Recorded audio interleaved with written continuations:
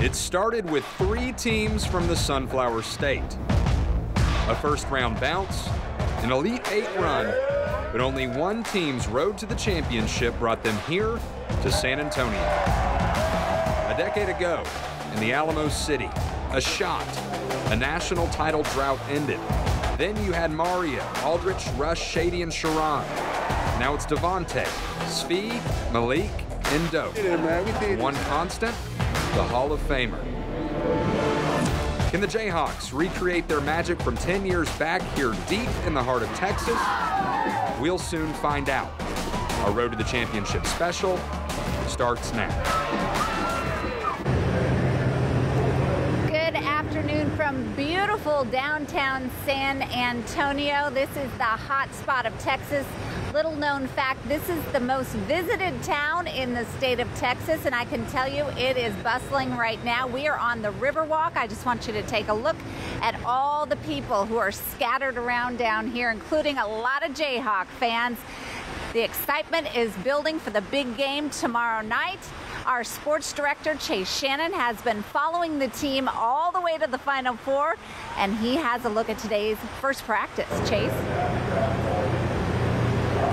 Deb, this building brings back a lot of memories for the Jayhawks. 10 years ago, Mario Chalmers hitting one of the biggest shots in college basketball history, securing head coach Bill Self's first and only national title. Yeah, there's a lot of memories, you know, but we haven't always been good here. You know, we got beat by VCU here, too, in 2011. So, but it was a little bit different scenario. It wasn't a Final Four. But, yeah, there's great memories, but we got to make new memories now. The memories, they are beginning again. The Jayhawks pulling in here Wednesday afternoon, making for a long week ahead of Saturday's showdown. So many obligations, both yesterday and today. The KU players have about 2 hours of media time, and I can tell you there are a lot of us here, and those can easily get you distracted. I think this is the most exhausting week for a player anytime this year, because look at all the responsibilities they have that they have to do. So whenever you're not doing it, you need to be off your feet, you need to be asleep, you need to be listening to music, and of course, in our guys' case, probably studying, you know, so. One of the best stories at this year's Final Four centers around KU's center. Udoka Azubuike, he's going to have a special guest in the stands on Saturday. His mother, she hasn't seen him in 6 years. She's also never seen him play basketball. She's going to get to do that for the first time here against Villanova. It was a long road for her to get over here. She was able to secure a passport, though, and a visa over a very short time in Nigeria. The NCAA helped to pay her way over. Can you imagine you never seen your son play basketball, and the first time you do it is in front of 70,000 people at this thing? So I can't even imagine what's going to be going through her mind. Yeah, I don't know. It's going to be fun for her. That's all I want for her. I want her to experience the best, and the Final Four. You can't get no better than this. Like, you know, in the stage, I can't imagine how she's going to be feeling just seeing everybody, seeing the large crowd of people on the game. I cannot wait to see their reunion. Amazing story. You know what else is amazing? KU's tournament streak. They've made it to 29 consecutive big dances. That's the longest active streak in college basketball. Now, Villanova, they have a pretty good program themselves. They've been one of the top, if not the top program in college basketball over the last 5 years. A Hall of Famer and a future Hall of Famer. The coaching matchup alone is worth the price of admission. We'll also have a big battle in the backcourt. The National Player of the Year, Jalen Brunson, taking on the All-American Devontae Graham. Well, his career over the past 4 years has been great, and so I mean, I really respect his game. I respect what he's done for his program. It's just pretty cool to see. Graham's been remarkable this year, the true leader of the Jayhawks, picking up where Frank Mason left off and helping to guide this team to their first Final Four in 6 years. I feel like personally we don't got as much pressure as, you know, last year's team or the team the year before that, just because of all the doubt and stuff like that. So and it's just keeping us close together and confident. Graham is a mainstay. His counterpart is becoming one. You know, he's become arguably as scary as Graham. Malik Newman, the Midwest region's MVP on a tear. A career started at Mississippi State, now has him here. far from satisfied. It can only get better if we keep winning. So, I mean, that's really his main message to us, and just, you know, we just have to be prepared. We have to be focused, and we just have to just keep going out competing. Now, only one of the Kansas guards has experience playing in a dome. Marcus Garrett, a freshman out of Dallas Skyline High School, doesn't have the fondest memories here at the Alamo Dome. Last winter, in his final high school game, it was played here. His team lost in a triple overtime, heartbreaking thriller in the state semifinals. Garrett, though, has fueled his way to becoming a big-time contributor in his first year with the Jayhawks. He was very well drilled in high school. He's one of the few high school kids that knew how to make a college team better by not scoring. Most high school kids learn how to score, and then when they get to college, they're going to be the 5th, 6th, or 7th option. So what other things do they do to make somebody better? He fit in perfectly with us. I feel like I had a great high school career. Last year we played here in the Alamo Dome and lost in triple overtime. About 3, so yeah. Yeah, I just want to come out with a win, though, more not redemption. I think a win would just feel much better. Yeah, a win would definitely feel much better and give him a little bit of redemption, even though he says it wouldn't be any for him. He was heartbroken after that loss last year. We're going to have much more on this Villanova matchup coming up a little later on our Road to the Championship special. But, Deb, we're going to send it back to you over in the Riverwalk. All right, thanks so much, Chase. And there is no shortage of crimson and blue in this town. I will tell you that. Coming up in just a minute, we will show you how the fans are representing. Welcome back to San Antonio, Texas, where the Jayhawks are set to take on Villanova tomorrow in the first round of the Final Four. This place is hopping with fans from all 4 schools, but I can tell you what, the crimson and blue is represented.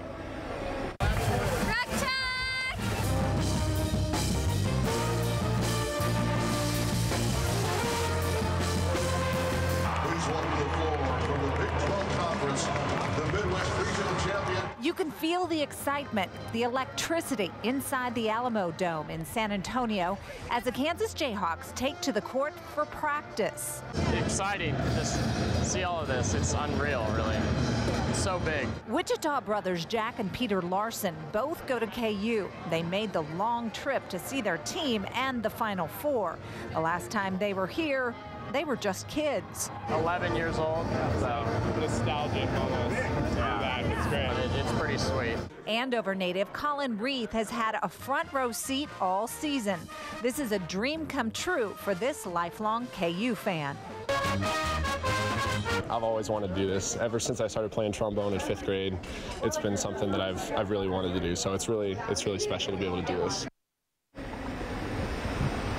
Now, a lot of people are still driving in from Kansas. It's, at least from Wichita, about a 10-hour drive. A lot of people will be arriving here today and even tomorrow for the big game. But what we noticed today, there are a lot of KU fans from Texas. We ran into several of them today.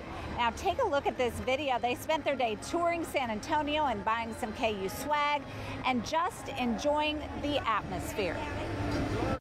I wasn't going to miss this one. We got our tickets in advance and not even knowing that they were going to be here. I think we have a pretty good shot, honestly. But our game against Villanova is the championship game. That's my opinion. Everybody was saying that that's a Duke-Kansas game. Yeah, that was a heck of a game. Bill Self's a hell of a coach. Yes, so many fans are predicting the Jayhawks to win this entire tournament, and I'm sure we've all heard about all the commonalities.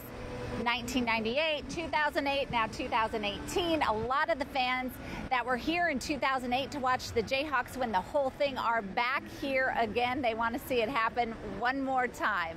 We'll be right back with more. Villanova is a basketball powerhouse. 34 wins this season. They've been to 6 Final Fours in program history, and one of those was just 2 years ago. Back in 2016, Villanova knocking KU out in the Elite 8 to go on to win the national championship that next weekend. Steve Mikhailuk and Devontae Graham, they were on that team, and they remember that game from 2 years ago very well. It wasn't ended how we wanted to end, but that was a great game. It was a really close game, one-possession game, but we came a little bit short, so that's about it. It was still a good game, you know, two good teams. Came down to the last minute, and they got a good one and beating us, and you know, we felt like we could have beat them that year, but they went on to win the championship. Nova, the Big East tournament champs, they wrapped up #2 in the AP poll at the end of the regular season, and they have won 9 straight games, leading the nation in scoring offense. I do know that they're very sound. You know, they're not going to beat themselves. They're well coached. They're athletic. They can definitely shoot the 3-ball. They have a good balance from inside out. So, I mean, they're a good team. And they've got a pretty good player, too, the AP Player of the Year. In fact, also the Oscar Robertson Award winner, Jalen Brunson. We mentioned him earlier in the show, and he is lighting it up for Villanova. The most outstanding player in the East Regional, averaged 21 points, 4 rebounds, and 4 assists per contest in that regional. Statistics, though, are not what he's looking for. I just tried to fit in.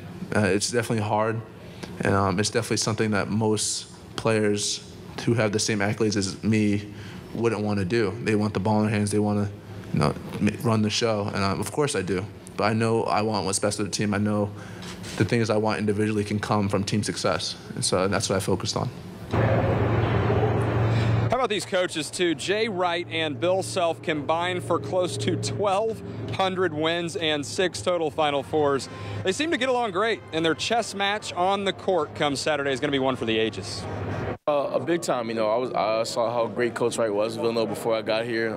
Coach Bill Self, as long as I've seen, has been a great coach at Kansas. A lot of success there. As you see, we always play him. Like 2 years ago, it was Elite 8. This time, the Final Four. So they're always winning. They're always a program that everybody looks up to. And two Hall of Fame coaches. I mean, we know that there's 2 great coaches, 2 great teams, and 2 teams that have amazing individual talented players that the coaches use to the best of their ability, and they can put them in a position to succeed. So we just have to go out there and play our game. All right, let's break down this matchup with some numbers, shall we? We already mentioned that Nova does have the highest scoring offense in the country, averaging nearly 90 points per game. They can flat out light it up. KU not far behind, though. They're scoring the ball at a great pace, 81.4 points a game for the Jayhawks. Look at all these other numbers. They're very similar as well. Field goal percentage, Nova with a slight edge. 3-point percentage, KU shooting the ball better from beyond the arc. Rebounding only separated by 0.2 of a rebound per contest. That's pretty close. Than their scoring defense, both teams allowing nearly or a little bit over 70 points per game, while allowing teams to shoot just over 42% from the field against those 2. And this should be an absolute game for the ages. You can consider this a national title game. We just saw one that resembled that just last Sunday against Duke when KU went to overtime to punch their ticket to this Final Four. Villanova, another 1 seed. Both these teams taking care of business, and that's kind of the opposite of what we saw on the opposite side of the bracket out of those regionals. You have Loyola, the 11 seed, who's here. What an amazing story they are, beating K-State to punch their ticket to San Antonio. And then you have, of course, Michigan, a team that went through Wichita, which we will visit a little bit later on in our show. Stay tuned. Our Road to the Championship special will be back after this. Well, after 122 games in 13 cities over the course of 18 days, the road to the championship ends right here in San Antonio at the Alamo Dome. But for 2 of the remaining 4 teams, well, it began right there in Wichita. For Michigan, the road nearly ended on the Intrust Bank Arena floor in the round of 32. Trailing by 2 to Houston with 3 seconds to play, it was freshman Jordan Poole who sunk a buzzer-beating 3 to dash the Cougars' hopes and leave a piece of Wichita in his heart forever. Yeah, it definitely does. It's not one of the cities that really appalls me from the eye, but being able to say I hit a big-time shot in Wichita, Kansas definitely does. A blowout win over Texas A&M in the Sweet 16 and a grinded-out victory over Florida State in the Elite 8, and the Wolverines have a date with the Cinderella 11 seed Loyola in the Final Four. For the Jayhawks, the trip to Wichita was a home game away from home. A packed house for KU's first-round bout with Penn, and a close call against Seton Hall thanks to the return of Udoka Azubuike. To me, we won the game because of Doak. I mean, if that kid would have had 35 and 34 if Doak didn't play. So I really thankful and proud of him for his attitude and coming back so quick. Took them to Omaha, where they survived Clemson's best shot to advance to a third straight Elite Eight. Definitely special. It'll be even more special if I can get over that hump this year. You know, I came to this mountain 2 times in a row and fell short. So this year, I just want to make it over. And that's just what they did, holding off Duke's final shot in regulation and winning in overtime to advance to their first Final Four since 2012. Final Four, baby, Final Four. Final Four, let's go. Will we have a Michigan-Kansas national championship? We'll have to wait until Saturday as the Final Four gets underway here in the Alamo City. Now transitioning to our other Kansas schools who were in the dance this year. For the Shockers, the road ended quickly. For the first time since 2012, they failed to get to the round of 32.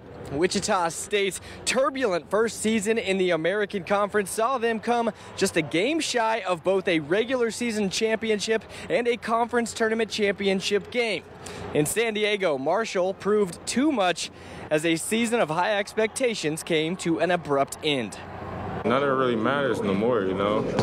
We on our way home, so we just another team that had dreams of making it to the tournament, but they ain't do it. So doing the outside looking in, we'll be at home watching the tournament like everybody else. After that. Well, for the Wildcats, it was a season of overachievement. With one of their best players out for the start of the tournament, they took down Creighton, survived the Cinderella 16 seed UMBC, and outlasted Kentucky before falling in the Elite Eight to Loyola. We're just gonna kind of embrace what we did and cherish the moment that we had with each other in this time. And so just let everyone know that I'm proud of them. I know the rest of our teammates are proud of them. Just for how we were able to fight back from a lot of adversity this year and make it here. Stick with us, even more from here in San Antonio coming up after the break.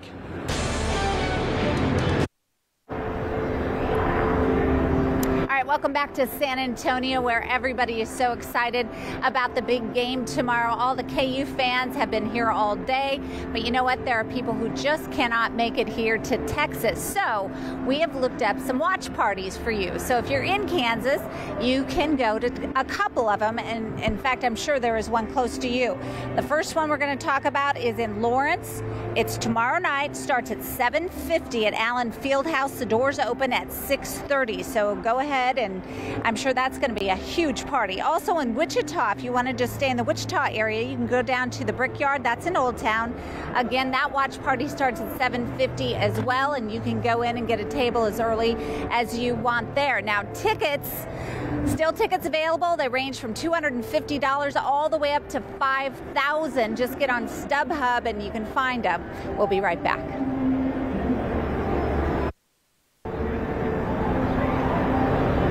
All right, thanks so much for joining us for this special The Road to the Championship from San Antonio. That's going to do it from here. KAKE News starts right now.